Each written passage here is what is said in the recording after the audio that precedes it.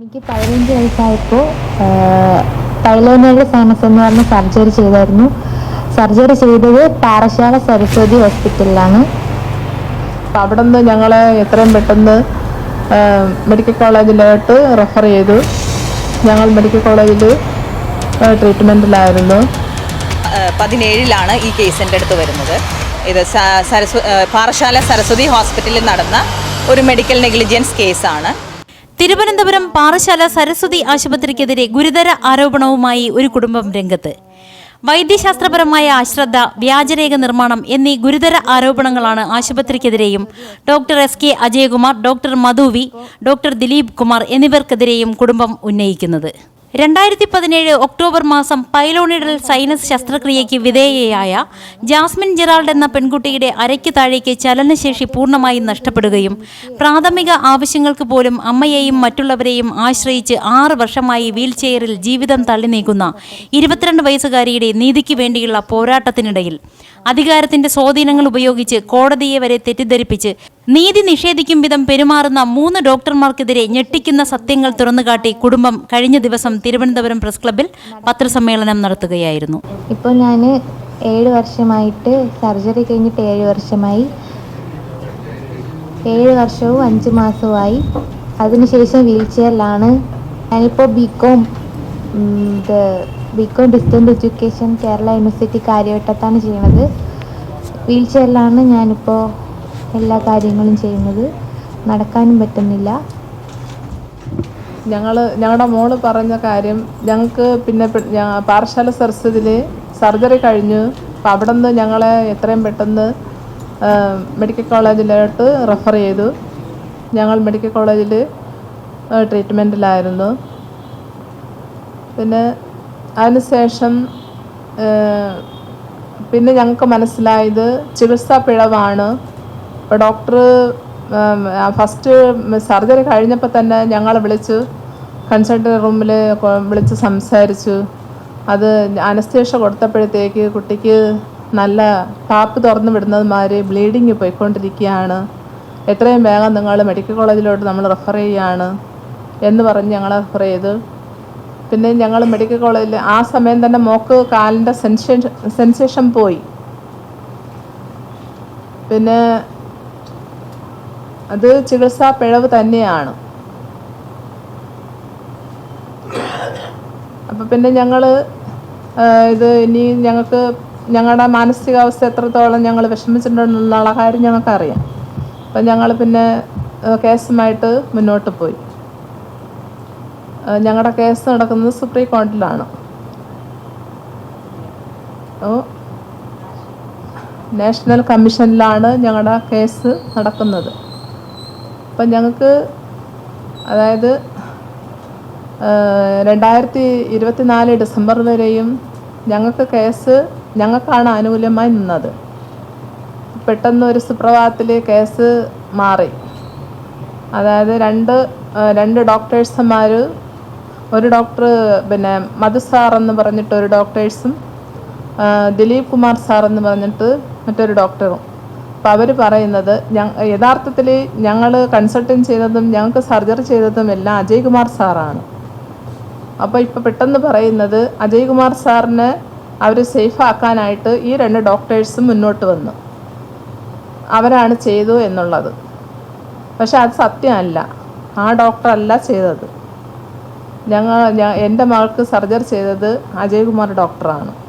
അപ്പം ഞങ്ങൾ ഈ ദിലീപ് ഡോക്ടറെ കൺസൾട്ടിങ് ചെയ്യാൻ പോയപ്പോഴത്തേക്കും ഞങ്ങൾ ചോദിച്ചു, സാറാണോ എൻ്റെ മകൾക്ക് സർജറി ചെയ്തത്?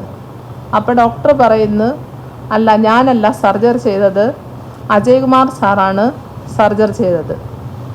അവർ അഫിഡവിറ്റുകൾ തയ്യാറാക്കി അവർ സൈൻ ചെയ്ത് ഫിംഗർ പ്രിൻ്റ്, അതായത് ദം വച്ച് അവർ സൈൻ ചെയ്തിരിക്കുകയാണ്. അപ്പോൾ അവർ പറയുന്നത് അത് സൈൻ ചെയ്തത് ഞാനാണ്, എന്നാൽ ഞാൻ സർജറി ചെയ്തിട്ടില്ല എന്നാണ് ആ ഡോക്ടർ പറയുന്നത്. ഇവരുടെ NCDRCയിലെ കേസ് ചെയ്യുന്നത് ഞാനാണ്, അഡ്വക്കേറ്റ് യോഗമായ. ഞാൻ മെയിൻലി സുപ്രീം കോർട്ടിലാണ് പ്രാക്ടീസ് ചെയ്യുന്നത്. അപ്പോൾ 2017 ഇവർ ഓപ്പറേഷൻ നടക്കുന്നത്. 2019 നമ്മൾ കേസ് ഫയൽ ചെയ്യുന്നത്. അപ്പോൾ നമ്മളുടെ കയ്യിൽ വളരെ ലിമിറ്റഡ് ആയിട്ടുള്ള ഡോക്യുമെൻറ്റ്സേ ഉണ്ടായിരുന്നുള്ളൂ. അവിടെ ഹോസ്പിറ്റലിൽ നിന്ന് കിട്ടുന്ന വളരെ ഒരു ചെറിയ സ്ലിപ്പ്, പിന്നെ മെഡിക്കൽ കോളേജിൽ നിന്നുള്ള ഡിസ്ചാർജ് സമ്മറി, ഇത്രയും നമ്മുടെ കയ്യിലുള്ളൂ. അത് വെച്ചിട്ടാണ് നമ്മൾ കേസ് ഫയൽ ചെയ്യുന്നത്. ആ കേസ് വളരെ NCDRC കൺസിഡർ ചെയ്തിരുന്നു. കുട്ടിക്ക് മെഡിക്കൽ നെഗ്ലിജൻസ് നടന്നിട്ടുണ്ടെന്നുള്ളത് കൃത്യമായിട്ട് രേഖകളുണ്ടായിരുന്നു. പക്ഷേ ഇന്നിപ്പോൾ ഇവർ കൊണ്ടുവന്നിരിക്കുന്ന അഫിഡവിറ്റ്സുകൾ എന്ന് പറയുന്നത് തമ്പ് ഇംപ്രഷൻ ചെയ്തതും 2019 അറ്റസ്റ്റ് ചെയ്ത് വെച്ചിരിക്കുന്ന അഫിഡവിറ്റ്സ് ആണ് 2024 അവർ ഇവരുടെ എല്ലാ റൈറ്റ്സും ക്ലോസ് ചെയ്ത ഒരു ഓർഡറിനെ റീകോൾ ചെയ്യാനായിട്ട് അവരൊരു ആപ്ലിക്കേഷൻ ഇടുകയും ഈ പറയുന്ന അഫിഡവിറ്റ്സ് 2019 അഫിഡവിറ്റ്സ് ഇവർ 2024 ജൂൺ മാസത്തിൽ കോടതിയിൽ സബ്മിറ്റ് ചെയ്യുകയാണ് ചെയ്തിരിക്കുന്നത്. അതോടുകൂടി കോടതി നമുക്ക് എഗെയിൻസ്റ്റായി. അപ്പോൾ ഈ ഡോക്ടേഴ്സിനെ, ഇവർ പറയുന്ന ഡോക്ടേഴ്സിനെ ഇംപ്ലീഡ് ചെയ്യാനായിട്ട് കോടതി ആവശ്യപ്പെടുകയും അതൊരു പ്രത്യേക ഓർഡർ ഒന്നുമില്ല കോടതിയുടെ. പക്ഷേ അത് പ്രകാരം ഇവർ ഇംപ്ലീഡ് ചെയ്യാൻ ആപ്ലിക്കേഷൻ ഇട്ട് കഴിഞ്ഞപ്പോൾ അവർ ഒബ്ജക്റ്റ് ചെയ്യും. ഇവർക്ക് എഗെയിൻസ്റ്റ് 25,000 രൂപ കോസ്റ്റോടുകൂടി ഈ ഇംപ്ലീഡ് ആപ്ലിക്കേഷൻ അലോ ചെയ്യാമെന്ന് പറഞ്ഞു. അത് ഇങ്ങനെയാണ് മത്സ്യത്തൊഴിലാളിയാണ് എന്ന് പറഞ്ഞതുകൊണ്ട് അവരൊരു 15,000 ആക്കി. പക്ഷേ അതും ഇവർക്ക് കൊടുക്കാനില്ല. കുട്ടിയുടെ സ്ഥിരം അന്നത്തെ ചികിത്സ കാര്യങ്ങളും എല്ലാം ഇവരെ കൊണ്ട് മീറ്റ് ചെയ്യാൻ പറ്റാത്തൊരു സാഹചര്യമുള്ളൊരു സിറ്റുവേഷനാണ്. അപ്പോൾ അങ്ങനെ ഒരു സാഹചര്യത്തിലാണ് ഈ പറയുന്ന ചേഞ്ചസ് വരുന്നത്.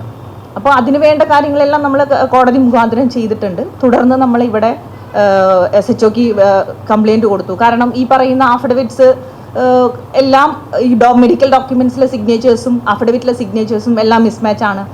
വിദ്യാഭ്യാസമുള്ള ഈ ഡോക്ടേഴ്സ് അവർ തമ്പൊക്കെ വെച്ച് വക്കാലത്തും അഫിഡവിറ്റും കോടതിയിൽ സബ്മിറ്റ് ചെയ്യുക എന്ന് പറയുന്നതും അതും ഒരു അവിശ്വസനീയമായ ഒരു സിറ്റുവേഷനാണ്. അപ്പോൾ ഇതെല്ലാം ഹൈലൈറ്റ് ചെയ്തുകൊണ്ട് നമ്മൾ ഇവരെ കൊണ്ട് ചെയ്യാൻ പറ്റുന്ന രീതിയിലുള്ള എല്ലാ സ്ഥലങ്ങളിലും കംപ്ലയിൻറ്റ്സ് നമ്മൾ ഓൾറെഡി കൊടുത്തു കഴിഞ്ഞിട്ടുണ്ട്. ഇന്നലെ ഹെൽത്ത് മിനിസ്റ്റർക്കും നമ്മൾ ഈ പറയുന്ന പോലെ റെപ്രസെൻറ്റേഷൻ കൊടുത്തു. ചീഫ് മിനിസ്റ്റർ കൊടുത്തിട്ടുണ്ട്, വിജിലൻസിൽ കൊടുത്തിട്ടുണ്ട്. എവിടെയൊക്കെ ചെയ്യാൻ പറ്റുന്നു അവിടെയെല്ലാം മാക്സിമം ഇവർക്ക് നീതി കിട്ടണം. കാരണം ഒരു 22 വയസ്സ് 15 വയസ്സ് മുതൽ എണീറ്റ് നടക്കാൻ പറ്റാതെ, സ്വന്തം ആവശ്യങ്ങൾ സ്വന്തമായിട്ട് ചെയ്യാൻ പറ്റാതെ, ആ സെൻസേഷനൊന്നും ഇല്ലാതെ സർവൈവ് ചെയ്യുന്ന ഒരു പെൺകുട്ടിയുടെ ജീവിതമാണ്. അപ്പോൾ ഞാനും ഒരു സ്ത്രീയാണ്. എനിക്കും അതിൻ്റെ ആ ഒരു ഫീലാണ് എന്നെക്കൊണ്ട് ഇതൊക്കെ ചെയ്യിച്ചതും ഇവരൊപ്പം നിൽക്കാൻ എനിക്ക് തോന്നിയതും ഇതെല്ലാം ചെയ്യുന്നതും ഇന്നിവിടെ വന്ന് ഇവരെ കൊണ്ട് ഇത് പറയിക്കണം എന്ന് തോന്നിയതും സാഹചര്യങ്ങൾ ഇങ്ങനെയൊക്കെ ആയതുകൊണ്ട് ഇവരെ കൊണ്ട് ഞാൻ ഇവിടെ വരെ എത്തിച്ചതാണ്. മെഡിക്കൽ കൗൺസിലിന് കൊടുത്തിട്ടുണ്ട്, IMAക്ക് കൊടുത്തിട്ടുണ്ട്, DMAക്ക് കൊടുത്തിട്ടുണ്ട്. അപ്പോൾ ഈ 2 ഡോക്ടേഴ്സ് എന്തായാലും ഇവർ ഞാനാണ് ചെയ്തതെന്ന് വന്ന് പറയുമ്പോൾ അവരെന്തായാലും അതിനകത്ത് ഒരു വളരെ വലിയൊരു കള്ളത്തരമാണല്ലോ ഉള്ളത്. അപ്പോൾ എവിടെയൊക്കെ പരാതി കൊടുക്കാമോ അവിടെയെല്ലാം പരാതി കൊടുത്തിട്ടുണ്ട് നമ്മൾ.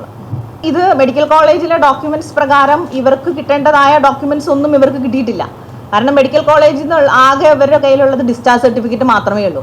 ആ മെഡിക്കൽ ഡിസ്ചാർജ് ഇതിൽ പറയുന്ന കുറച്ചധികം ഡോക്യുമെൻറ്റ്സ് ഉണ്ട്, അതൊന്നും ഇവരുടെ കയ്യിലില്ല. ഇവരെ സരസ്വതിയിൽ നിന്ന് മെഡിക്കൽ കോളേജിലേക്ക് ഷിഫ്റ്റ് ചെയ്യുന്നത് മുതൽ അവരവിടെ നിന്ന് ഡിസ്ചാർജ് ചെയ്യുന്നവരെ ഈ അജയ് ഡോക്ടറും അവരുടെ മകനും ഇവരെ പൂർണ്ണമായിട്ട് ഹെൽപ്പ് ചെയ്തുകൊണ്ടിരിക്കുകയാണ്. മെഡിക്കൽ കോളേജിലെ റിപ്പോർട്ടിലുള്ള ഡിസ്ചാർജ് സമ്മറിയിലെ കണ്ടന്റിലാണ് ഇവരുടെ കേസിൽ തന്നെ നോട്ടീസ് ആവുന്നത്.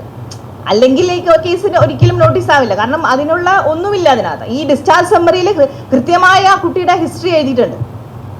അതിൻ്റെ ബേസിലാണ് NCDRC കേസ് കൺസിഡർ ചെയ്തതും ഈ പറയുന്ന നോട്ടീസ് ആകുന്നതും. പിന്നെ അതുമാത്രമല്ല, അജയ് ഡോക്ടർ ഈ ഓപ്പറേഷൻ ചെയ്യുന്ന സമയത്ത് TD മെഡിക്കൽ കോളേജിൽ അസിസ്റ്റന്റ് പ്രൊഫസറായിരുന്നു. അതുപോലെ 15 വയസ്സിലായിരുന്നല്ലോ ഈ ഇൻസിഡൻറ്റ് നടക്കുന്നത്. അതുകൊണ്ട് ബാലാവകാശ കമ്മീഷനിലും കംപ്ലയിൻറ്റ് കൊടുത്തിട്ടുണ്ട്. വളരെ പ്രതീക്ഷയോടുകൂടി നമ്മൾ ഇരിക്കുകയാണ് അതിലൊരു പോസിറ്റീവായ ഒരു റിസൾട്ട് ഉണ്ടാവണം എന്നുള്ളത്. കാരണം ഇല്ല എന്നുണ്ടെങ്കിൽ ഈ കുട്ടിയുടെ ഭാവി അത് വളരെയധികം ബാധിക്കും. Thank you.